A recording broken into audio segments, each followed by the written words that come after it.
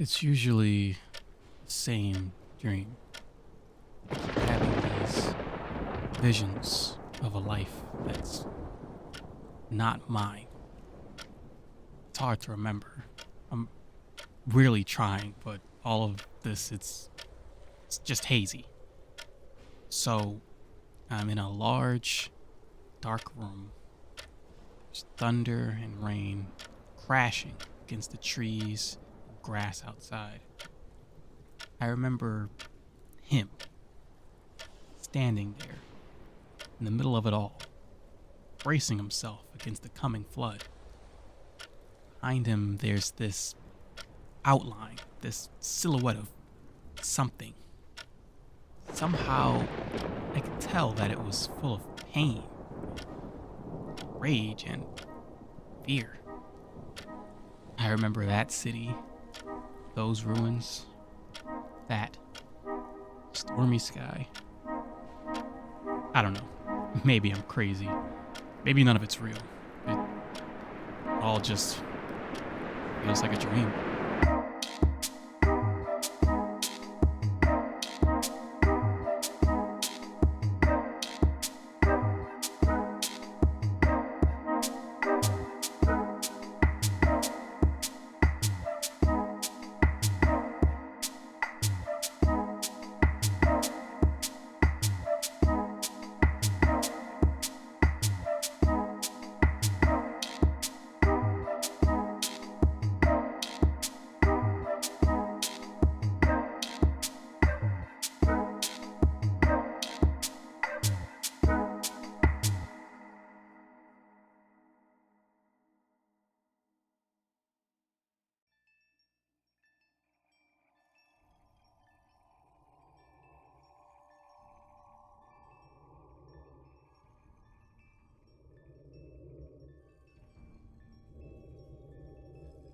Imagine seeing this scene for the first time, having no idea what kind of game this is, and then seeing Sonic Adventure flash across the screen.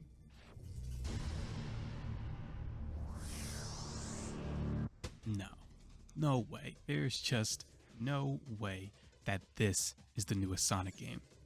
Sonic's just a cute little cartoon hedgehog that rolls around in a spiky ball and eats chili dogs, and that is what I can only describe as being some kind of ancient god creature.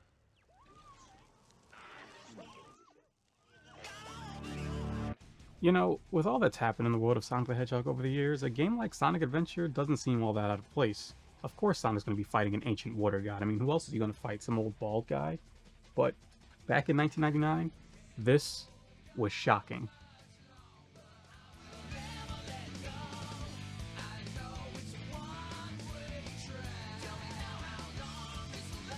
Sonic games used to look like this, and now you're telling me that Sonic's about to go run around a photorealistic city with realistic people who aren't at all egg-shaped?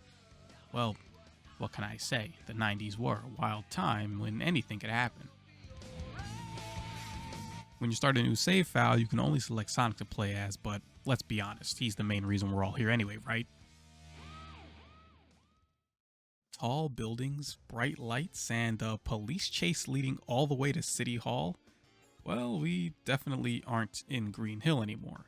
Hey, check this out. Those guys are using real guns with real bullets in a Sonic game. They are cops, so I guess it's not that weird. It's not like they give a gun to a hedgehog or anything crazy like that. Alright, so this is the first boss battle of the game against this alien looking thing called Chaos. He's super easy, just hit him on the head a few times and he melts into a puddle. After Chaos escapes into a sewer drain, Robotnik reveals himself, declaring that we've just had our first encounter with Chaos, the god of destruction. And instead of investigating these strange, blatantly ominous events, Sonic decides to hit up the pool and soak up some rays. It's all blue skies and beach babes until Tails crashes his plane onto the beach, forcing Sonic to go rescue him, which finally leads us into our first proper action stage, Emerald Coast. Man, this game looks great. Well, for 1999 that is. Still, the colors and textures and overall art design here hold up surprisingly well in the year... Wait, what year is it again? Anyway, Sonic controls just how you would expect him to. Run, jump, spin dash, same as in the Genesis games, except now, of course, it's in 3D and you've also got the brand new homing attack to work with. There's a lot of things that have aged poorly in this game, but thankfully the controls aren't one of them. So, after escaping from this pissed off whale and rescuing Tails, the two decide to head over to Tails' workshop where they end up getting jumped by Dr. Eggman. He tries to take you out in his Egg Hornet, but if you just mash the homing attack button, you basically give him 16 types of brain damage and the fight's over. After the battle, Eggman reveals that by feeding Chaos the Chaos Emeralds, he grows stronger and gets closer to achieving his ultimate form, Perfect Chaos. Now it's a race against Eggman to see who can gather the Chaos Emeralds faster and decide the fate of the world. This is where the real adventure begins. Welcome to the adventure field. Or, well, fields, because you see there's 3 of them. These areas are basically the main hub worlds of Sonic Adventure. You can enter levels, collect power-ups, play minigames, and a bunch of other things here. There's also a ton of human characters who are wandering around who you can talk to. Some of them will have useful information about where you should go next, and others just have some wild stories to tell. Hey, here's a cool example of the adventure fields in action. You want to get to that next stage? Well, you're going to have to find this mysterious key and bring it over to this mysterious pedestal. Yeah, how do you like that for an adventure? We're Sonic archaeologists. So, the adventure fields are fun and all, but the main attraction is always going to be the action stages. Windy Valley is a blast to run through, chaining together homing attacks, bouncing on trampolines, and running on air. At some point, you even get sucked into a tornado. Wonder if we'll end up in Oz after this. So, after you get out of Windy Valley, one of the game's biggest problems rears its head. I call it the where the hell do I go problem. Actually, this same thing happened right after fighting Eggman earlier. Once you beat him, you're kind of just left standing there with no direction. It's only after talking to a few of the archaeologists that you figure out that you need to go and pick up this green key and take it to the altar. The same thing happens after Windy Valley. You're just out in the adventure field with no direction. Luckily, there's this little floating ferry thing that will point you in the general area that you need to go, and trust me, you're going to be relying on this thing a lot. Okay, so I think it's fair to cut older games some slack, but you know what I can't excuse? This stinky ass pinball. In Casinopolis, you can't get the Chaos Emerald before you collect 400 rings, and you're meant to do this by winning them at the pinball tables. Sonic Team, why? Why do you always put pinball in Sonic games? For what purpose? Who's asking for this? Hell, you even made an entire Sonic game that's just pinball. Is it me? Is it just to piss me off? To be fair, you can bypass this pinball thing by allowing yourself to lose all of your balls, which will cause you to be dropped into the sewer where you can collect rings on foot. So yeah, the only alternative to pinball is to wait around in garbage and crap. Actually, it doesn't sound like that bad of a deal. Thankfully, that's the last we'll see of pinball in this game.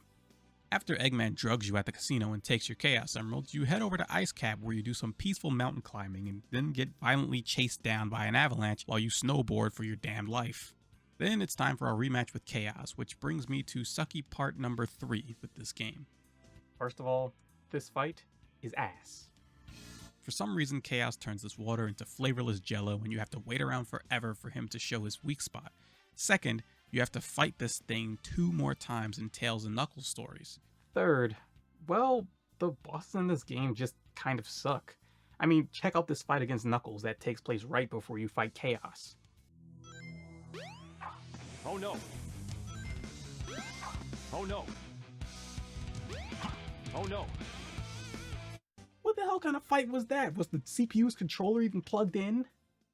After beating Chaos 6, Eggman steals all your Chaos Emeralds, and now we've got to chase him down in his egg carrier flying fortress. Spoiler alert, we get blasted out of the sky and nearly die, so I guess that level was another waste of time. Now Sonic and Tails are separated and a whole bunch of new crap starts happening. You finally run into Amy Rose, who's being chased by this robot. Not that she cares anyway, because she's too busy trying to set up a date with Sonic at Twinkle Park, which, by the way, is an awesome stage. I mean, check it out, I'm riding a stinking roller coaster.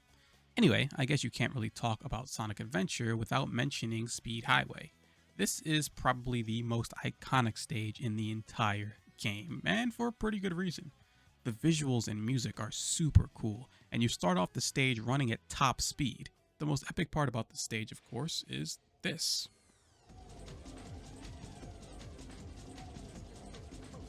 Oh yeah, running down a building with lights and helicopters all around you has to be one of the coolest things to ever happen in a Sonic game. I'd bet anything that this stage got played over and over again on a whole bunch of kids' Dreamcasts back in the day. Next up, Sonic heads over to Red Mountain, and after scaling this mountain and diving into a volcano, Sonic and Tails are finally reunited. Things really start to heat up once Sonic and Tails hop into the Tornado 2 and take to the skies to finally meet Eggman in the Egg Carrier. After you're making your way through Sky Deck, which is probably the most difficult stage in the game, Sonic battles against the nearly perfect Chaos 6. The battle leaves the Egg Carrier badly damaged, and our heroes have to make a daring escape before it crashes into the ocean. Back on Terra Firma, Sonic is guided by a mysterious light, leading him to my personal favorite stage, Lost World. There's just something about this place that I love. The spike traps and flaming arrows give it this adventurous feelings that the other stages just don't have. I love this part here where you're running along this pathway and you can see the sprawling jungles of the Mystic Ruins. It really makes you wonder what else is out there. At the center of the ruins, an ancient mural is revealed, depicting Chaos in his perfect form. The mysterious light appears once again, this time offering Sonic a glimpse into the past. A gruesome scene of the Master Emerald's altar engulfed in flames, and Echidna Girl cries out in horror as a swath of strange creatures lay lifeless across the ground. Yep. Sonic Adventure. The epic clash between Sonic and Eggman finally reaches its climax in Final Egg. It's not the most challenging stage in the game, but it sure is the longest.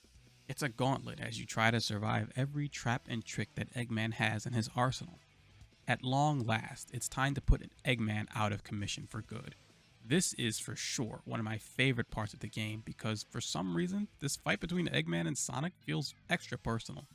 Maybe it's the close quarters or the fact that Eggman is constantly yelling at Sonic to get a load of this. I'm not sure, but you can really feel the tension between these two reaching its peak.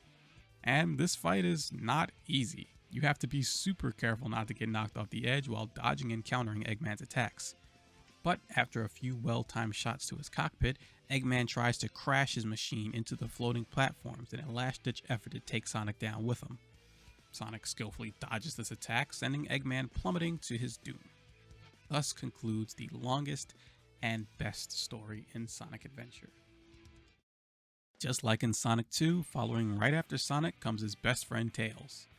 Now, we've already seen how Tails' story begins with him crashing his airplane onto the Emerald Coast, and from there, the plot mostly follows along the same path as Sonic's story.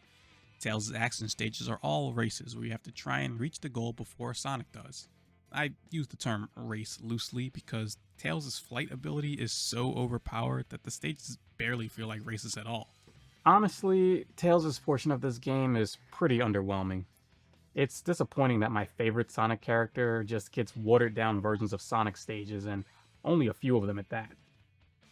Things do take an interesting turn though when Tails gets separated from Sonic after the big battle on the Egg Carrier. Tails runs into Robotnik down in Station Square and, well, Robotnik is pissed.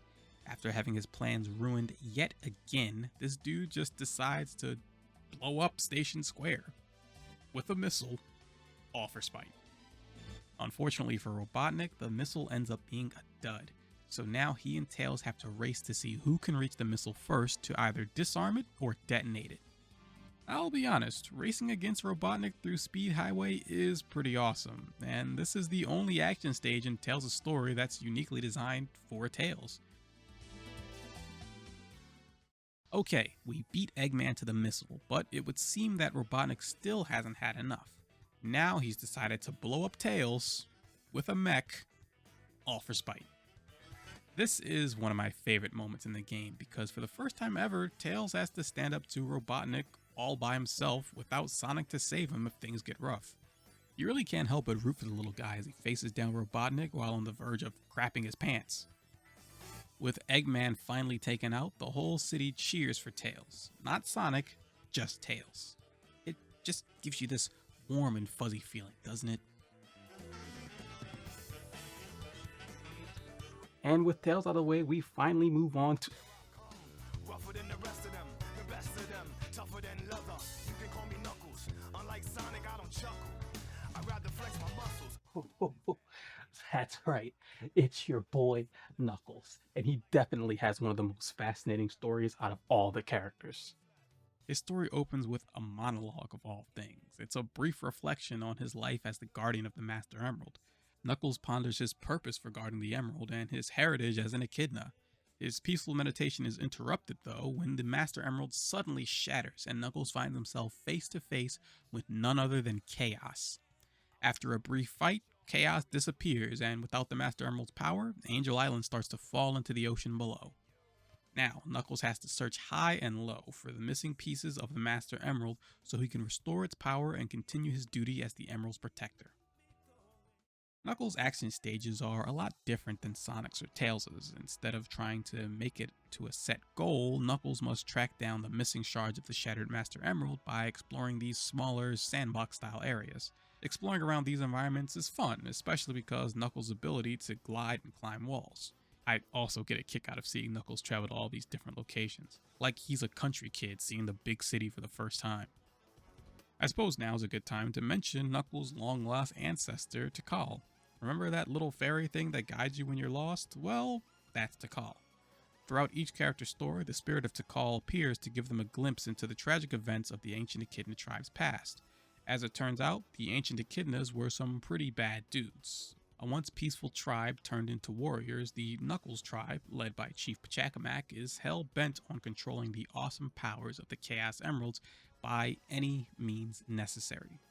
Tikal, who's Pachacamac's daughter, is the only one who stands in opposition to her father's violent ambitions.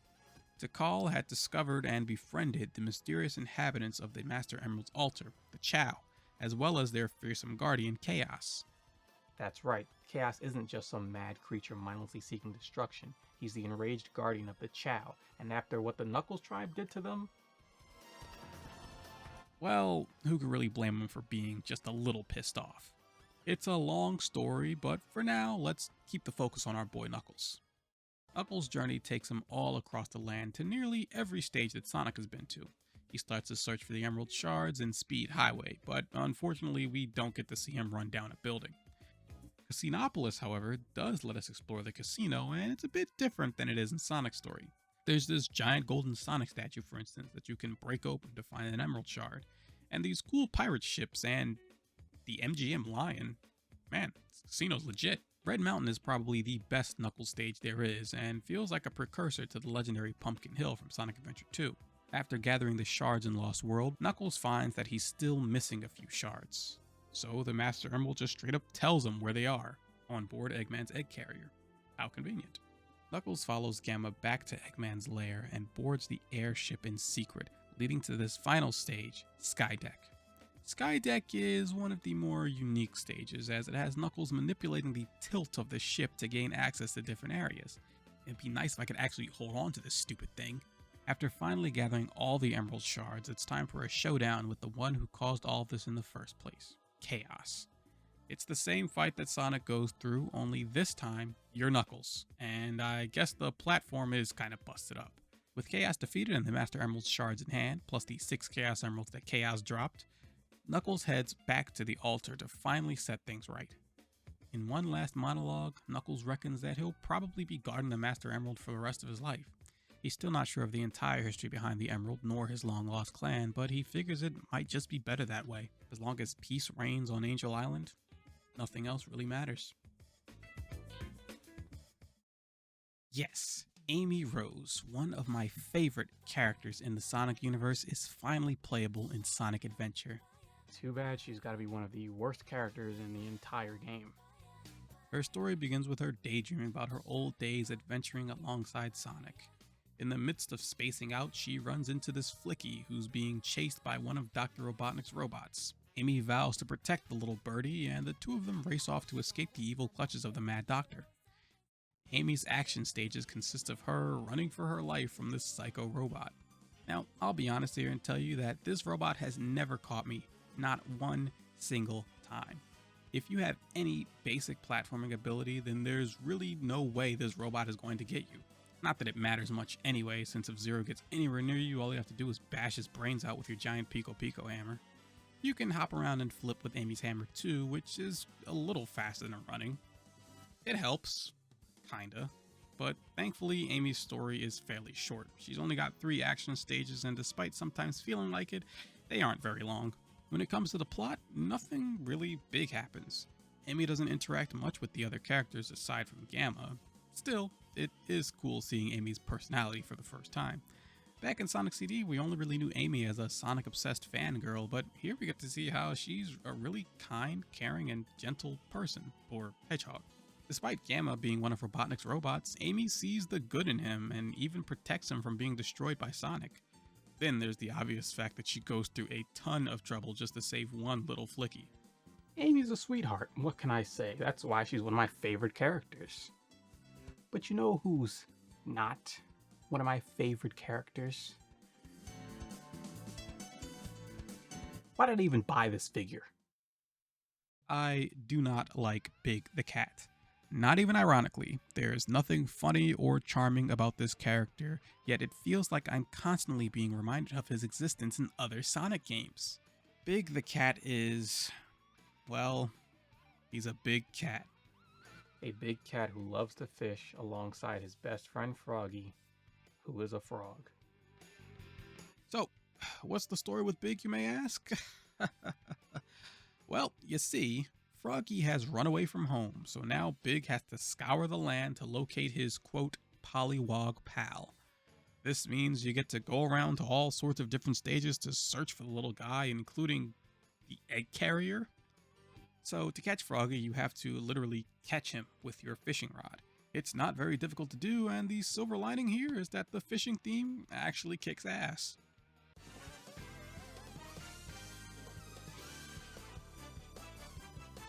But you know what though? Every single time you catch this frog, Big drops him. So yeah, nice job, you caught Froggy. Story over, right? Nope, because Big Fat Butterfingers the cat over here drops Froggy every single time. And then he just sits there slapping his sweaty cat mitts together trying to grab him again. But the insanity doesn't stop there. Remember how Tikal grants visions to all of our heroes, enlightening them on the past sins of the long-lost Echidna tribe? Yeah, well, Big gets one too. I mean, come on, Tikal. Do you really think this guy would even slightly understand anything you're telling him? For as much as I can't stand Big the Cat, his story is pretty short. There's only a handful of stages, and once you beat the end boss, oh yeah, that's right. Big the Cat has an end boss. That's right, even Big the Cat has a boss fight. Okay, so who's he up against? What's he got? Catch a big tuna or a shark or a whale? Nope, he goes up against Chaos himself. Alright, so he doesn't really fight Chaos so much as he's just got a hook Froggy who's swimming around inside of Chaos, but still, the very idea that this man faces Chaos and lives to tell the story blows my mind. And you want to know what else blows my mind? This. Yep, he's flying, just straight up flying a plane. Then he had the nerve to land that thing too. I mean, that didn't even have any landing gear. But with that, we never have to play as Big ever again. I mean it. The next and final playable character in Sonic Adventure is Gamma, and he's honestly right up there with Sonic as being one of the most fun characters in the game. For the first time ever, you get to play as one of Robotnik's robots, and it's about as awesome as you could imagine. In Gamma stages, you have a set time limit to reach the end. In order to gain more time, you have to rack up combos using your laser cannon's lock-on feature. Once you gain enough speed, your legs retract and you get to roll around on these tank treads that both increase your speed and maneuverability, making it super fun to just run and gun through the action stages. On top of this, Gamma perhaps has the most interesting narrative in any Sonic game. Gamma's story begins with him being activated on the egg carrier by Dr. Robotnik, leading directly into the first action stage, which is meant to be a field test for Gamma capabilities. From here, you're sent on a mission to capture none other than Froggy. Great, that's 2 characters that are obsessed with this antisocial frog. But why does Eggman even want Froggy in the first place? Well, as it turns out, Froggy somehow swallowed a part of Chaos, causing him to grow a tail. In order for Eggman's plans to succeed, he needs this missing piece of chaos. And so, the frog hunt is on. Shortly after making her way through Emerald Coast to catch Froggy, something strange starts happening to Gamma. After encountering the captured Amy and her blue Flicky friend, Gamma's programming starts to break down. The Flicky inside of him is starting to regain control. This ultimately leads Gamma to going rogue and setting out on a quest to defeat his E100 brothers and free the animals trapped inside of them. Seriously, this is one of the coolest things I've ever seen in a Sonic game. I mean, for all these years, we've been freeing animals that are trapped inside of Eggman's robots, but now one of those animals is taking matters into their own hands, equipped with a mech and a laser. After making it through all the stages and battling it out with all of his brothers and sisters, Gamma returned to the egg carrier for one last showdown with the newly rebuilt E101 Beta. It's an epic clash of Badnik versus Badnik, but only one can survive. After a few direct hits with the homing laser, Beta finally goes down. However, Gamma himself also succumbs to his own injuries. With visions of his Flicky family flashing through his mind, Gamma self-destructs, finally freeing the Flicky trapped inside of him. So, there you have it. All character stories have been completed, and for all intents and purposes, the world is saved.